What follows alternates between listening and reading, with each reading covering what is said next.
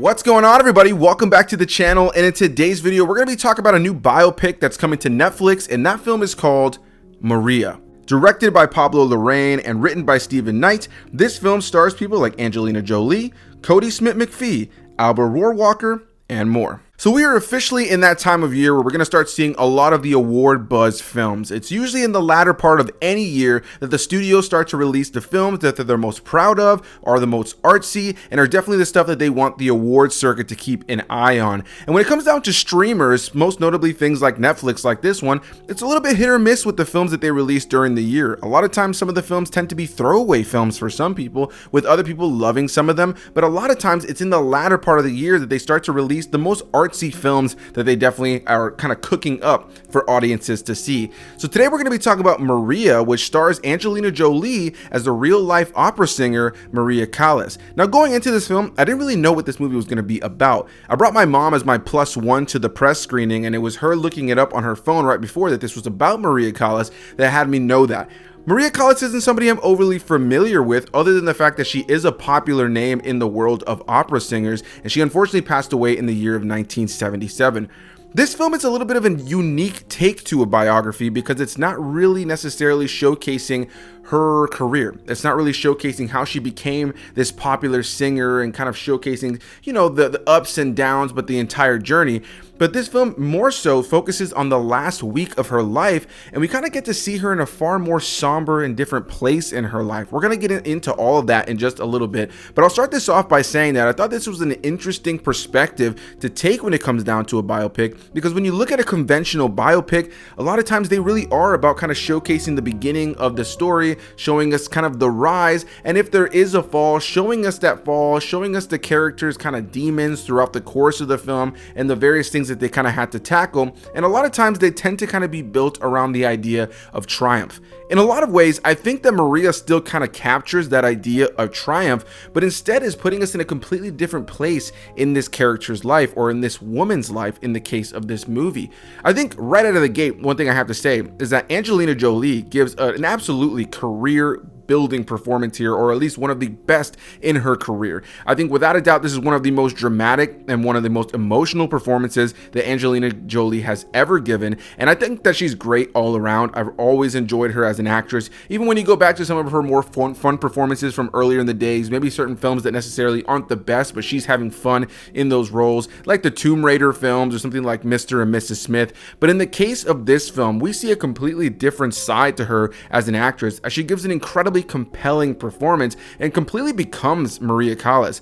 Like a lot of biopics, the film ends with the credits rolling and a bunch of images and footage playing of the real Maria Callas, and just from those clips that you get to see, you can instantly see that Angelina Jolie did all of her research to really capture the mannerisms of this real life woman. She did such a great job, and when you get to see those real life images and footage at the very end, it really just showcases even more all the hard work that Angelina Jolie did for her performance in this film. Now, I mentioned that I think the way that they did this film is a little bit unconventional, because it isn't about telling her story in a lot of ways in terms of showing us how she became a successful opera singer. We do learn about that over the course of the film, but this film actually left me a little bit more intrigued to learn more about her on my own, or maybe seek out a documentary, because instead this film focuses on the last week of her life. At the time that we're focusing on here with Maria Callas, played by Angelina Jolie, we're seeing her in a place where she's a lot more somber. She's dealing with substance abuse, her health is not what it used to be, her career is in the past, and she's letting the past kind of weigh her down. Who she used to be, the way that she was respected, the way she was looked at, and she kind of walks around expecting to be treated like a goddess of sorts, because that's how she was treated in the past. But it's in her heart, she recognizes that's not really who she is anymore. She's not in that limelight. And while there are still people in the world who look at her and revere her, there are a lot more people that wonder, why did you fall off? Where have you been? And why aren't you performing anymore? There's a part of her that wants to perform, but she isn't who she used to be. Her health isn't in the best place anymore, and her voice isn't as good as it was in her prime. And I think in a lot of ways, this film tackles the idea of something we can all kind of deal with as we get older, and a lot of the things that we deal with in our lives. There are areas in our lives where we were really good at something, or we were really well known for something, and if, you know, things kind of happen over time. Your health kind of gets in the way. Maybe you stopped practicing. Maybe you kind of got out of the limelight of whatever you were doing. A lot of times you can look back at those things as the heyday and never really allow yourself to live in the moment. Now, this film has a lot more layers when it comes down to it, but I think that this film at its core is really about the idea of the past really weighing you down and not allowing you to live in the moment. And over the course of this last week of Maria Callas's life, we get to kind of see how she is really trying to take control of her life in the last week of her life, when ultimately, as we learn throughout the course of the film, she never really felt like she had control in her life before that. Majority of the film is in that last week of her life, but there are percentages of this film that take place in the past that are given to us in black and white segments that showcase specific moments in her life from the past. And it's in these moments that we get to learn a little bit more about the individuals who were in her life when she was a very young girl, all the way to when she started to kind of find success. And in all of that, whether it be through her mother or eventually an individual who comes into the mix who is a love interest of sorts, you start to learn over the course of time that she always was kind of manipulated and controlled and always had some sort of controlling hand over her. And I think that Angelina Jolie does a really great job of playing this woman who, in a lot of ways, gives off this great sense of confidence, gives off this great sense of power, but ultimately felt powerless in so many of these moments. And by the time you get to the end of the film, and by the time you go through the entirety of the film, I should say, you see this woman who is able really easily to give off such a great sense of self-control and power, but ultimately is completely a victim to those around her and victim to her past, a victim to her substance abuse, a victim to her own health, and in a lot of ways just a victim to herself. And I think that Angelina Jolie captures that really well.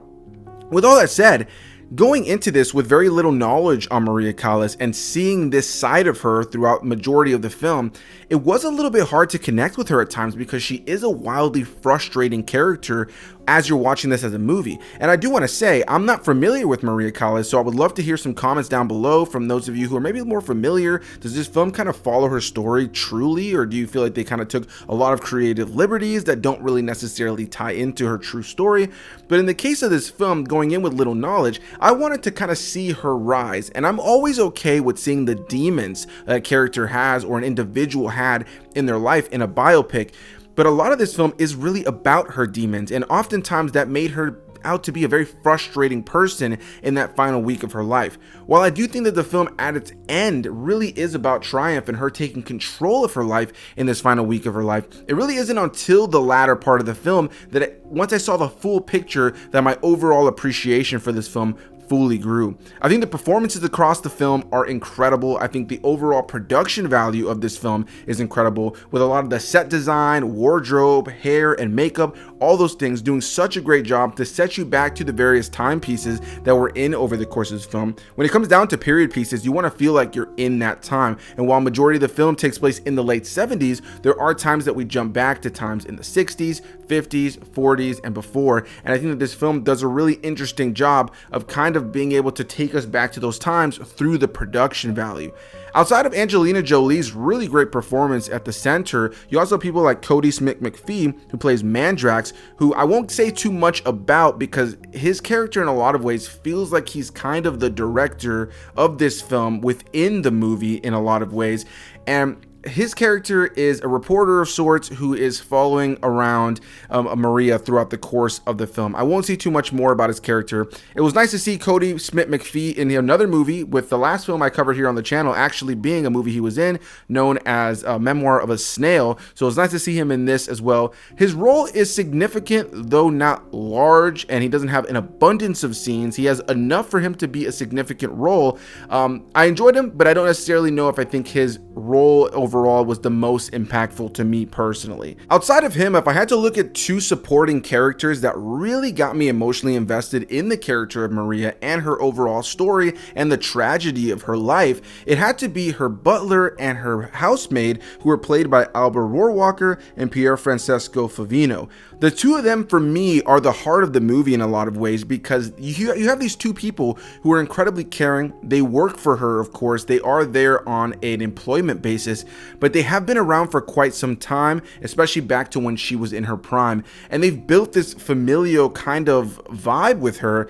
And when she's going through a lot of these hard times, when she is her own self-destructive issue throughout the course of the film, when she is her own problem, they are always there to love and support. And I think it's their performances throughout the course of the film that allow us, the audience, to really start to care for Maria a little bit more, because I think there's going to be people who go into this movie with little to no knowledge on her as a real person, and you're seeing her at this really dark place in her life, in this final week of her life when she's not at her best, and we're learning about her past, we're learning about when she was at her best, we're seeing glimpses of when she was at her best. And while her life is a tragedy in so many ways, there are so many moments of beauty, but we're watching this segment of her life that doesn't have as much of that beauty. And so you get to see that more through these two individuals who are living with her and doing their absolute best to love and care for her. They're doing their absolute best to be there for her when she doesn't want to be there for herself. And I think that their performance, all three of them together, is really the heart of the film. And there was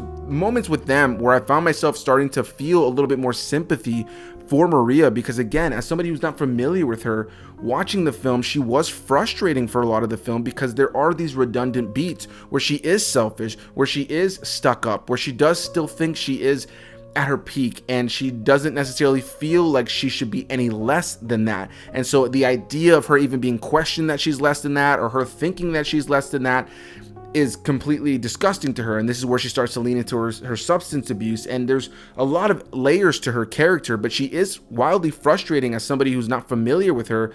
And it just made me want to learn more about her prime. But as the film went on and we learned more about her past, you learn that there is a lot of tragedy in that beauty. And I think ultimately, though, the film does end on a beautiful note of taking control of your own life. And I think that Angelina Jolie really conveyed all of that so well. I think I've already said plenty here in terms of praising her, but I think without a doubt, she is giving one of the best performances of her career. And I would be wildly surprised if we get to the early part of next year and do not hear that she was nominated for an award to some degree. I think she absolutely will be nominated, and I think her performance here is top tier.